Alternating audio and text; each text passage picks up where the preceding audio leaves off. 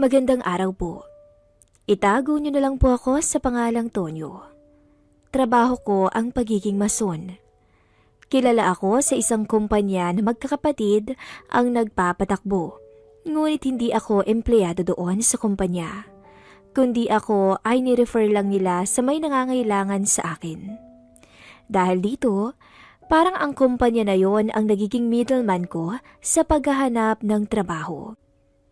Sa ngayon, sa mga bahay muna nila ako inassign. May kalumaan na rin kasi ang mga bahay nila at kailangan na ring i-renovate. Matagal-tagal na din na ito ang aking hanap buhay. Sa edad na 57, malakis pa rin naman ang katawan ko sa pagsabak ng mga gawain. Ang swelduhan ko sa mga amo ko ay arawan, kaya kahit linggo ay nagtatrabaho ako. Wala namang problema yun sa akin, basta may tubig at pagkain na nakahanda sa akin. Lahat naman ng inuutos sa akin ay ginagawa ko. Mapa flooring, pintura, welding, poste, pati bakod, lahat ay kaya kong gawin. Sadyang nabihasa na ako dahil sa paglipas ng panahon na ito ang aking trabaho. Matagal na rin pala akong balo sa aking asawa. At ang mga anak ko naman ay may kanya-kanya na ring pamilya. Kakatapos ko lang gawin ang isang bahay ng isa sa mga magkakapatid, kaya ako ay inihatid sa magiging bago kong amo. Mang Tonyo, pagkatapos mo dyan ihahatid ka namin kay Wilma, sa isang kapatid namin. Hindi mo pa nakikilala yon. Dito lang din sa village, may papagawa daw sa'yo eh. Inihatid ako sa bahay ng bago kong amo. Pinagmasdan ko ang bahay. Bungalow ngunit malawak ang espasyo. Nag-doorbell kami at ang nagbukas sa amin ay mukhang anak ni Madam. Tuloy po. Wilma, ito si Mang Tonyo. Iwan na namin siya at ikaw na bahala ha? Mauna na kami. Saad ng amo ko sa papalapit na binibini. Tansya ko ay nasa edad 30 lang pero ang sabi naman ng kapatid niya ay nasa 40 na raw si Wilma. Hindi naman na ako nagtaka pa. Dahil kadalasan naman pag may pera ay maaasikaso talaga ang sarili. Kaya hindi mahalata ang edad sa kanila. Sige, ingat kayo. Eto kunin nyo na, pasalubong na rin. Hello Mang Tonyo. Naku, marami-rami itong ipapagawa ko sa'yo ha. Eto, halika.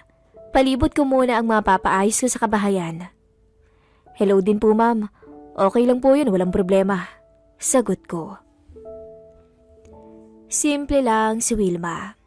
Katamtaman ang tangkad at maputi. Unang tingin ko sa kanya ay isang konserbatibo na babae na prangka magsalita. Inilibot ako ni Madam sa palibot ng bahay nila. Sa ngayon, Mang Tonyo, pauna ko muna sa'yo itong drainage namin kasi nahirapang mag-flush. Pagkatapos ayusin mo yung bubong namin kasi mukhang may tagas. Sama mo na rin yung kisame. Ay no, tignan mo may bakas kung saan yung tagas. Sige po ma'am, simulan ko po mamaya. Oh Manong, basta tignan mo din yung mga kailangan muna ha. Pagkatapos ng papalitan ko na yung mga toilet kasi luma na. 4 na taon na rin kasi. Ipapabakod ko rin yung paligid ng bahay. Yan yung garden, ipapa-flooring ko rin. At ipapabukas ko din yung kitchen para lagyan ng countertop. Paayos ko rin yung may mga sira sa pader dito sa loob ng bahay. Naku ma'am, full renovation pala. Medyo matagal-tagal po to ah. Sabi ko. Ganun talaga Mang Tonyo. Iyahabol ko kasi to sa pag-uwi ng asawa ko galing abroad. Mga 6 months pabalik na siya dito.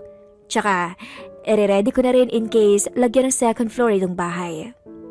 Sige po ma'am, simulan ko na po para makaabot din sa pag-uwi ni sir. Wala naman akong naramdaman na kakaiba sa aking amo. Trabaho lang talaga. Lumipas ang linggo na inayos ko na ang mga tagas sa kabayan pati mga bubong. Pagdating ko ng isang umaga, si ma'am ang nagbukas ng gate. Good morning Manong, dumating na yung mga pinadeliver kong bathroom set para sa 2 CR. Yung muna yung gawin mo para hindi nakatambak sa bahay. Sige po ma'am, yung anak niyo po. Nagdo-dorm na siya eh. Nagre-review na para sa board exam niya. So weekend na lang siya uuwi. Nag-iisa po ba ma'am? Kaya po pala marami kayong pera pampagawa ng bahay. Sus, nagbola pa si Manong. O alam mo na yung gagawin mo ha? Opo ma'am.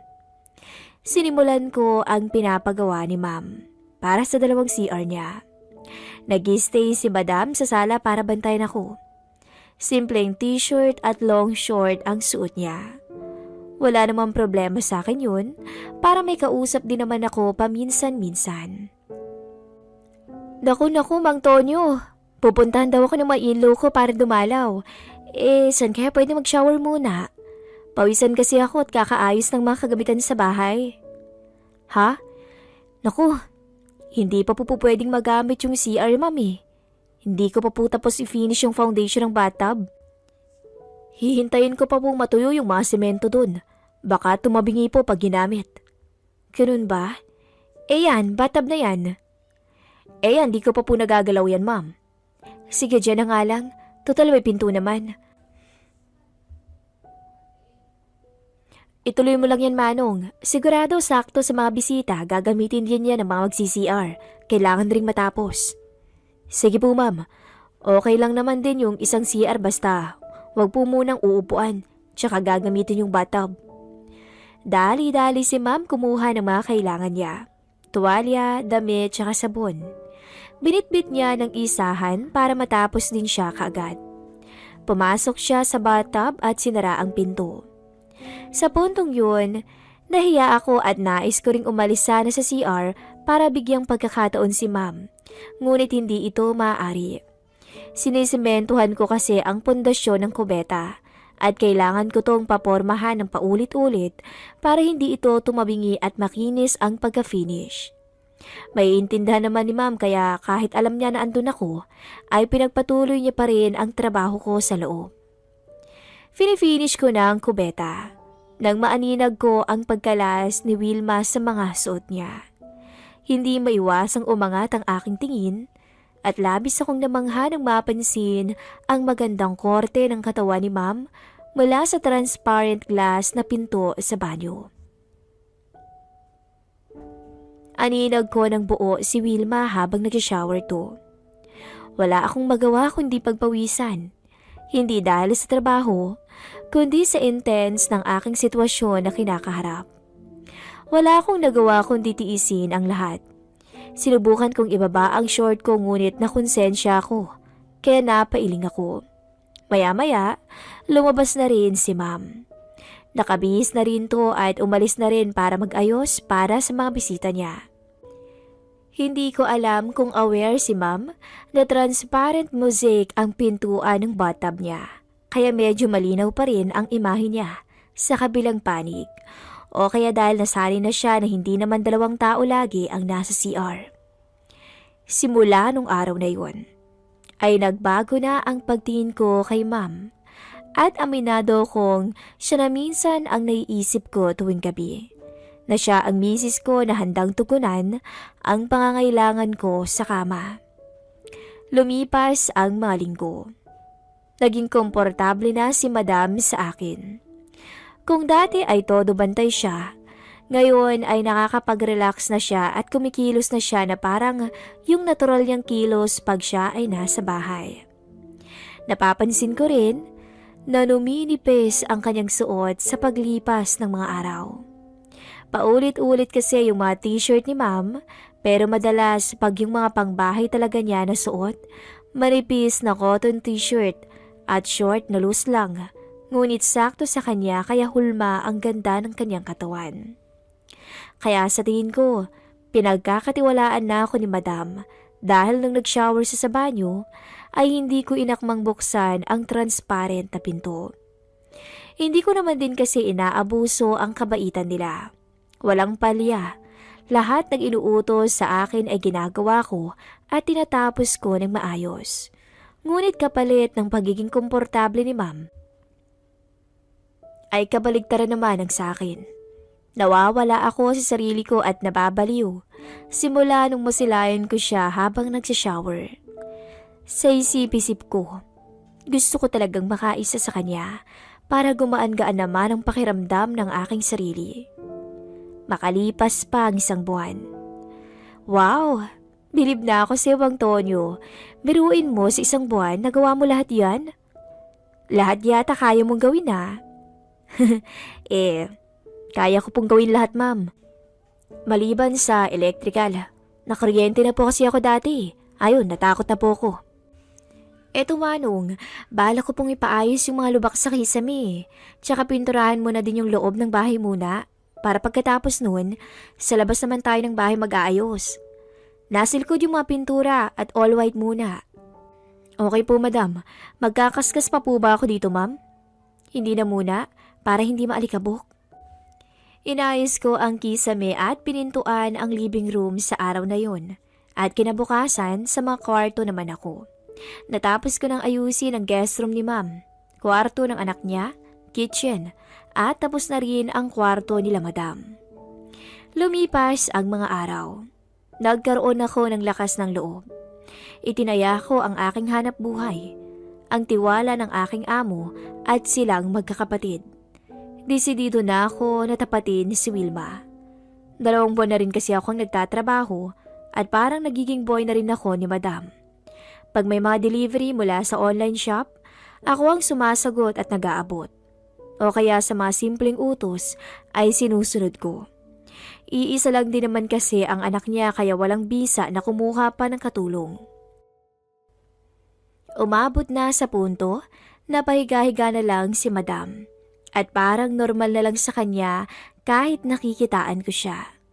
Tingin siguro niya ay matanda na ako at wala nang balak gumawa ng mga hindi kanais-nais sa kanya. Pagkatapos akong pasweldohin ni ma'am para sa araw, naglakas loob ako. Ma'am, pagpasensyahan niyo na po yung sasabihin ko. Bakit Mang Tonyo? Ma'am, may pagtingin kasi ako sa inyo eh. Mukhang naririto pero natatawa ang reaksyon ni Wilma. Anong ibig sabihin nun Manong? Sa totoo lang ma'am, kursunada po kita. Hala, anong gagawin natin yan? May asawa na ako. Ma'am, kung bibigyan niyo po ako ng pagkakataon, gusto ko po sana kayong makatabi sa kama. Alam niyo na po yung ibig kong sabihin. Pero kung ayaw niyo naman po, okay lang naman. Hindi ko na lang po babanggitin yung usapan tungkol po dito. Kaso po, nahihirapan na po kasi akong pigilan ng sarili ko sa tuwing nakakasama ko po kayo. Mangingiyak-iyak ang reaksyon ni Wilma na hindi alam kung anong gagawin niya sa ganitong pagsubok ng kanyang buhay. Manong, kung bigyan kaya kita ng pera, okay na kaya yun? Ma'am, lagpas walang katumbas po sa pera ang hinihiling ko. Diyos ko naman Manong, bakit naman tayo umabot sa ganito? Napadabog na parang nagsisisi si madam dahil hindi niya lubos maisip na may kursunada ako sa kanya. Manong Tonyo, hindi ko gusto yung sinabi mo. Naku, pakiayos mo na lang muna yung basura sa likod at ilagay na rin sa trash can sa harap baka luminaw-linaw yung isip mo. Sige ma'am, maayos naman po ako kausap. Wala naman pong problema kung ayaw nyo. Ginawa ko ang pinag-uutos ni Ma'am Wilma. Pagkatapos ay nagtungo na ulit ako sa bahay para malaman ang sagot niya. Napansin ko bagong ligo to. Mukhang ginawa niya yon para malinawan din siya.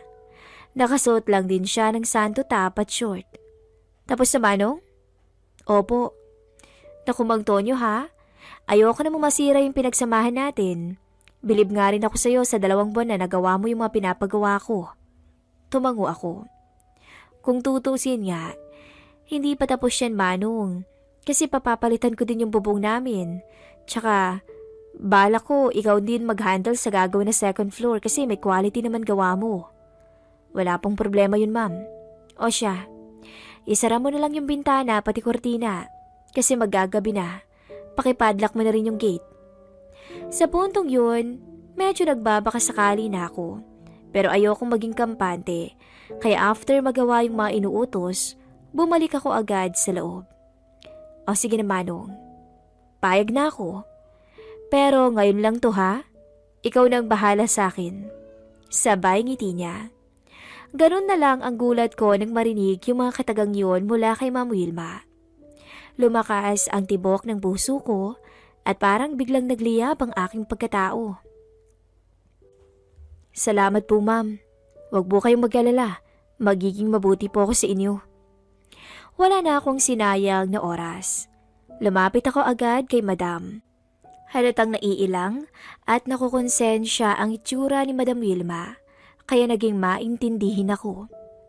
Tinanong ko muna siya at humingi muna ako ng permiso bilang pagrespeto sa kanya. Pwede po ba kitang halikan, ma'am? Huwag na, Tonyo. Sa asawa ko lang to. Pagtanggi ni Ma'am Wilma sa maamong tono. Bilang respeto pa rin, ay hindi na ako nagpumilit pa. Unti-unti kong kinalas ang suot ni Ma'am, tsaka binuhat ko siya patungo ng guest room. Binuksan ko agad ang aircon at sinara ang bintana. Sa buntong yun, labis ang kaba ni Madam nang yakapin ko siya sa kama. Hanggang sa dumapo ang halik at haplos ko sa kanya na naging dahilan ng kusang pagtugon niya sa akin. Ang malambing na pagbanggit ni Madam sa aking pangalan, kasabay ng pagyakap ng kanyang mga binti sa aking bewang, ay walang katumbas na alapaap para sa akin. Napakagandang pagmasda ni Ma'am, habang nakapikit at halos mabaliw sa aming mga nakaw na sandali. Hindi ko akalain na ang isang tulad kong mason ay mabibigyan ng pagkakataon na makatabi sa kama ang isang mayaman at magandang may bahay. At aminado kong hindi sapat ang isang gabi para makontento ako. Ngunit ayaw ko magtanggapin, lahat ng iyon ay may hangganan. Tila hingal at pagod kami ni Wilma nang makontento kami, pero napansin ko ang saya ng mukha niya. Iba ang saya niya kumpara dati. Sa isip-isip ko, dahil siguro pinaghusayan ko ang sandaling yun, at alam kong kahit ang mister niya ay hindi mahihigitan ang aliw na ginawad ko sa kanyang misis. Ma'am, kamusta po yung trabaho ko? Pabiro ang tanong ko. Ano sa tingin mo, Manong? Loko ka talaga? Kailangan mo pa talagang malaman? Di sinipa na sana kita kung di ako nag-enjoy. Sabay ngiti niya. Natuwa ako sa sinabi ni Ma'am Wilma. Naku, Manong, swerte mo ah. Ikaw pa lang, maliban sa mister ko, ang pinagkatiwalaan ko sa ganitong bagay. Kahit ako, di ko akalain na magagawa kong magtaksil. Pero sana, Manong, sa atin lang to ha? At isa pa, sana hindi na maulit pa. Maamong pagsermon sa akin ni Wilma. Opo, ma'am. Makakaasa kayo. Salamat talaga. Ang ganda niyo po kasi. Kaya nagbakasakali talaga ako kahit matanggal ako sa trabaho. Well, salamat din. Ngiti nito na parang napasaya ko talaga siya ng sobra ng gabing yun. Dahil yun na ang huli, ay buong gabi namin sinulit ni Ma'am ang bawal ni sandali. Hanggang sa hindi na malay ni Wilma na nakatulog na siya. Tinabihan ko siya sa pagtulog.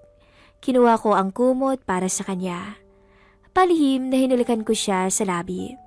Kung tutuusin, parang mag-asawa na rin kami sa pwesto namin. Laking pasasalamat ko talaga kay Madam. Sa ngayon, tapos na ang mga trabaho ko sa bahay ni Madam. Pero balak niya akong ipatawag sa plano niyang gagawing second floor ang bahay nilang mag-asawa.